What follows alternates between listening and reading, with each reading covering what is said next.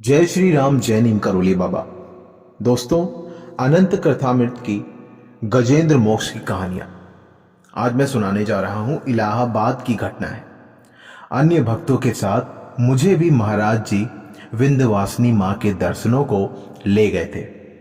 एक तो मां के दर्शन, वह भी महाराज जी के साथ, परम आनंद की प्राप्ति हुई।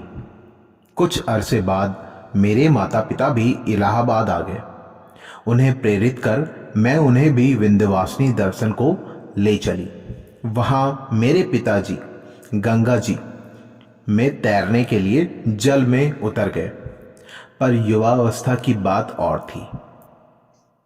कुछ दूर तैरकर शायद वे अपना संतुलन खो बैठे और डूबने से लगे। हम किनारे पर खड़े देखते रहे। देखते देखते लगा वे अपने हाथ पानी में मारकर संतुलन ठीक करना चाह रहे हैं, पर धीरे धीरे वे जल में नीचे जाने लगे। हम बहुत घबरा गए। थोड़ी ही देर में वे गंगा जी में गले तक डूब गए। तब मैं घबरा कर पुकार उठी, महाराज। तभी एकाएक एक व्यक्ति कपड़ों सहित गंगा जी में कूद गया और पिताजी का हाथ पकड़ किसी तरह उन्हें किनारे खींच लाया। वे बदहवास हो चुके थे। घबराहट और थकान से हम उनके उपचार में लग गए। तभी मुझे ख्याल आया कि उस व्यक्ति के लिए सूखे कपड़े दें और वह ठंड से बच सके। पर पलटने पर वह व्यक्ति दिखा ही नहीं। बहुत ढूंढने पर भी। बहुत अरसे बाद कैची में महाराज जी को पूरी कथा बताकर पूछा, महाराज वह व्यक्ति कौन होगा? महाराज जी ने केवल इतना कहा, तूने किसको पुकारा था? इतना ही कहकर महाराज जी ने स्पष्ट कर दिया कि वह व्यक्ति कौन था। शकुंतला शाह। हम कई महिलाएं उत्तराखंड के तीर्थों की यात्रा हेतु हरिद्वार पहुंच गई थी, और जैसा हम करती आ रही थी, कैची धाम में, वृंदावन में तथा अन्य धामों में हम मुंह अंधेरे ही स्नान को निकल पड़ी थी। उस दिन समय का भी कुछ अनुमान नहीं रहा। हर की पौड़ी पहुंचने पर देखा कि एकदम वीरान है। बिजली की रोशनी जहां तक पहुंच रही थी वहां तक तो उजाला था, बाकी चारों ओर धूप अंधेरा। नहाते नहाते अंधेरे में मैं कुछ आगे बढ़ गई तो अपना संतुलन खो बैठी और जल के वेग से मेरे पांव उठ गए। मैं प्रवाह के साथ बह चली। जब मैं अपने को रोक पाने में असमर्थ हो गई तो चिल्लाई, अरे मैं बह गई। यह सुनकर साथ में आई अध्यापिका मुझे बचाने गंगा जी में कूद गई। पर एक तो जल प्रवाह का वेग और ऊपर से मेरे भारी भरकम शरीर का वजन कहाँ झेल पाती वह दुबली पतली महिला। उधर बदहवासी में मैंने उसे जकड़ लिया तो वह भी मेरे साथ बह चली। कुछ देर बाद मैं इतना पानी पी चुकी थी कि अचेत हो गई। चेतना लौटने पर पाया कि मैं पौड़ी से दूर पहले पुल के पास प्लेटफॉर्म पर पड़ी हूँ। धीरे धीरे मैं कुछ अधिक चैतन्य और स्वस्थ हुई। तब साथ ही महिलाओं ने बताया कि हमको डूबते देख लीला भाई अब स्वर्गीय हैं। रोते हुए प्लेटफॉर्म पर बहाव की तरफ दौड़ती हुई चिल्लाती रही, महाराज हरिप्रिया डूब रही है, बचाओ। तभी सहसा कंबल ओढ़े एक आदमी वहां प्रकट हो गया और उसने अपना कंबल फेंक पानी में छलांग लगा दी तथा थोड़ी देर में हम दोनों को किनारे खींच लाया। उसी ने मेरे पेट से बहुत सारा पानी निकाल दिया, परंतु तब हमने से किसी को भी वह ध्यान न रहा कि वह व्यक्ति कौन था। अपना काम कर वह बिना कुछ बोले चला भी गया। इस लीला का स्पष्टीकरण महाराज जी ने स्वयं किया। हमारे कैची लौटकर उन्हें प्रणाम करते ही नाराजी की मुद्रा में केवल इतना भर कहकर चली जाती है, आधी रात को ही स्नान करने, फिर हमें बचाना पड़ता है। हरिप्रिया नैनीताल। अब इसके बारे में जानिए। श्री ओमकार सिंह एसएसपी के पद पर कानपुर में तैनात थे और श्री किशन चंद्र आईसीएस वहां के कलेक्टर थे। कानपुर में गंगा जी में भीषण बाढ़ आई हुई थी। दोनों अफसरान अपने मातहतों के साथ एक बड़ी नाव में बैठकर बाढ़ का मुआयना करने निकल पड़े। तभी बीच धार में पहुंचकर पता चला कि नाव में तो छेद हो चुका है और पानी भरने लगा है। सबके प्रयास के बाद भी नाव से पानी उलीचना असंभव हो गया, मतलब नाव से पानी निकालना असंभव हो गया। गंगा जी का आर पार जाना पाना असंभव था। मृत्यु निश्चित रूप से सामने आ चुकी थी। तभी ओमकार सिंह चिल्ला उठे, पागलों की तरह गए महाराज। और तभी नाव के डूबते डूबते ना मालूम कहां से एक बहुत बड़े तने वाला जड़ सहित तथा अपनी शाखा प्रशाखा लिए एक पेड़ डूबती नाव से इस तरह आकर लग लिया कि ना तो शाखाओं ने नाव को उल्टा और ना जड़ तने ने नाव को धक्का ही दिया। आनन फानन दोनों अफसर तथा मातहत नाविक आदि नाव से कूदकर पेड़ की शाखों को पकड़ते उस पर चढ़ गए और तने पर अपनी अपनी जगह सुनिश्चित कर बैठ गए। देखते देखते नाव पानी में गड़प हो गई। अब दूसरी आश्चर्यजनक घटना यह हुई कि तेज हवा, ऊंची लहरों एवं जल के भीषण वेग के साथ यह पेड़ कभी उन्नाव की तरफ जाए तो कभी कानपुर की तरफ, परंतु ऊंची लहरों तथा हवा के कारण ना तो पेड़ कभी डगमगाया न करवट ली इसने और ना उल्टा पर धीरे धीरे पानी के वेग के साथ बड़ी देर बाद 1-1.5 किलोमीटर बहकर कानपुर की तरफ बालू में किनारे पर आकर अटक सा गया। इसके पूर्व की प्रवाह इसे पुनः ढकेल ले जाता। सबके सब किनारे पर कूद गए। यह घटना श्री किशन चंद्र ने, जो बाबा जी महाराज को कतई नहीं मानते थे, स्वयं मुझे लखनऊ में सुनाई।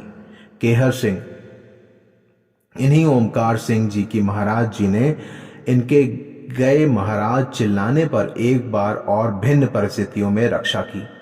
आप श्री हरिराम जोशी के साथ बरेली से लखनऊ लौट रहे थे अपनी कार में। रोजा शाहजहांपुर से कुछ पूर्व पूरी तरह धू धू कर जलता हुआ एक पेड़ इनकी कार के आगे सड़क पर पलट गया। गति प्राप्त कार उस जलते पेड़ के अंक में समाने वाली ही थी कि चिल्ला उठे श्री ओमकार सिंह, गए महाराज। कार जलते पेड़ की शाखा में उलझकर रुक गई, परंतु इतने बड़े हादसे के बावजूद न तो ये दोनों आग से झुलसे और न इन्हें कोई खरोच आदि ही आई। उससे भी बड़ी बात यह हुई कि कार की पेट्रोल टंकी में भी आग नहीं लगी। क्षतिग्रस्त कार के पुनरुद्धार में भी केवल 1200 रुपए खर्च करने पड़े। हेमदा का बड़ा पुत्र रब्बू तब जमशेदपुर में विजयी मशीनरी उषा सेल्स में सेल्स ब्रांच में था।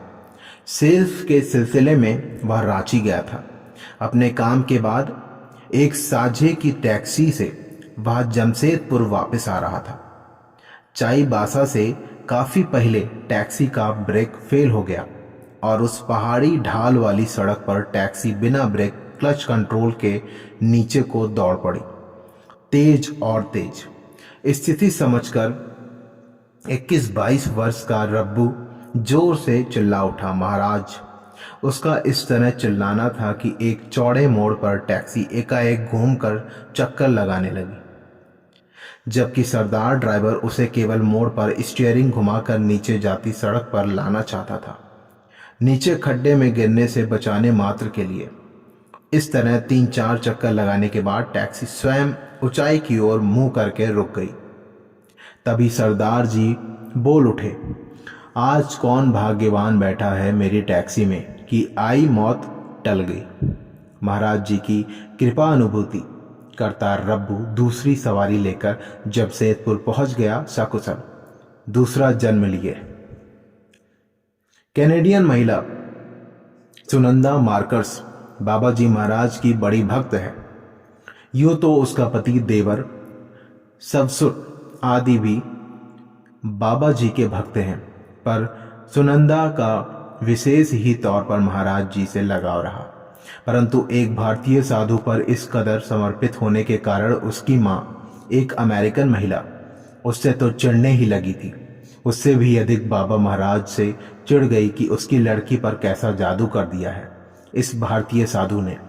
अपने रोष में वह बाबा जी महाराज को गालियां भी देती थी रही। सब कुछ जानते हुए भी त्रिकालदर्शी बाबा जी उसके इस व्यवहार के प्रति सदा ही निरपेक्ष रहे। याद तो करती है मेरी, गाली देकर ही सही, कुड़ कर ही सही।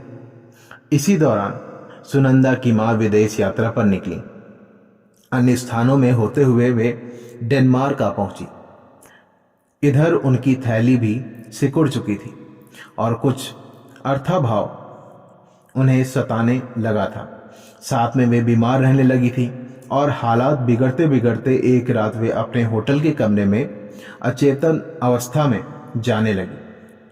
उनमें इतनी भी शक्ति नहीं रही कि उठकर होटल मैनेजर से इस विषय में सहायता के लिए भी कह सके।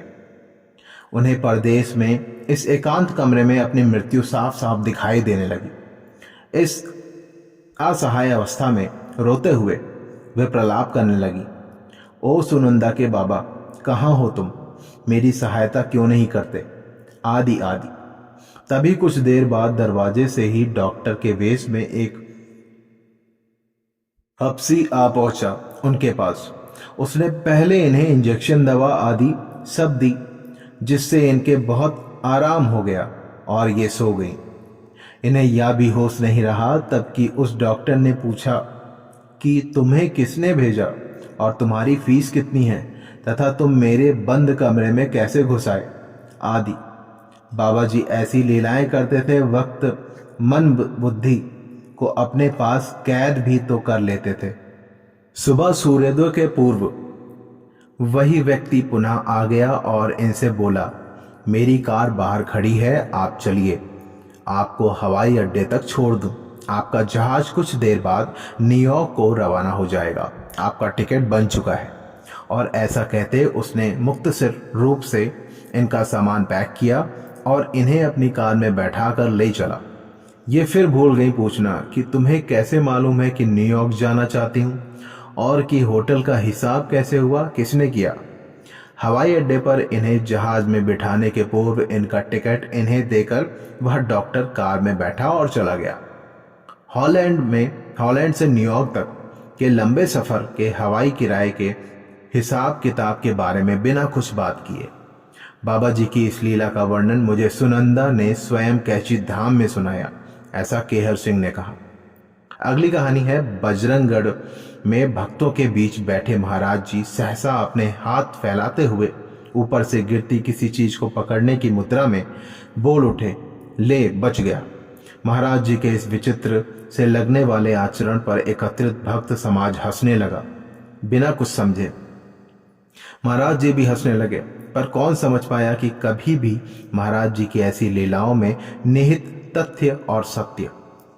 तब तीसरे दिन कानपुर से आई एक कृतज्ञ महिला ने महाराज जी को प्रणाम करते हुए कहा, महाराज, मेरा 5 वर्ष का बच्चा छत से गिर गया था। मैं तब चीख उठी महाराज, और तभी मकान के नीचे से गुजरते हुए एक आदमी ने ऐसे अपने हाथ उसी तरह फैलाए हुए जैसे महाराज जी ने फैलाए थे। हाथ फैलाकर मेरे बच्चे को अपनी गोद में थाम लिया। बच गया महाराज जी आपकी कृपा से, वरना भक्तों की समझ में तब आ पाया महाराज जी के हाथ फैलाने का रहस्य, ऐसा पूर्णदानी जी ने कहा। इन प्रसंगों के विरोधाभास में अपना एक अनुभव श्री सुशीतल बनर्जी ने, जो भारत के प्रधानमंत्री के सचिव हुआ करते थे, इस प्रकार सुनाया। मेरे पिताजी बाबा जी के अनन्य भक्त थे। तब बाबा जी नैनीताल हमारे घर पधारे थे। एकाएक वे बड़ी जोर से सिसकियां लेने लगे और कंबल में अपना मुंह छिपा लिया। काफी देर रोने के बाद वे उठ खड़े हुए और जाने लगे। पिताजी ने रोका भी, पर वे न माने। तब मैं भी उनके साथ लग लिया। बाबा जी सीधे कैला खान होते हुए पैदल मार्ग से निकल पड़े और सीधे सेनेटोरियम पहुंचकर बड़ी तेजी से एक कमरे की ओर बढ़ उसमें घुस गए। मैंने देखा कि वहां एक मरीज अपनी अंतिम सांसें गिन रहा था। बाबा जी को देखते ही वह अत्यंत प्रसन्न होकर बोला, महाराज, मैं बड़ी देर से आपको ही याद कर रहा था, दर्शनों के लिए। आप आ गए। उखड़ती सांसों से इतना कहते उसने बाबा जी के ही समक्ष प्राण त्याग दिए। उक्त भक्त भी की पुकार में बाबा जी के दर्शन हेतु जो आर्तता थी, उसने बाबा जी का आसन हिला दी। बाबा जी की इस दया मूर्ति के दर्शन कर मेरा अंतर भर आया। जय श्री राम, जय नीम करोली बाबा।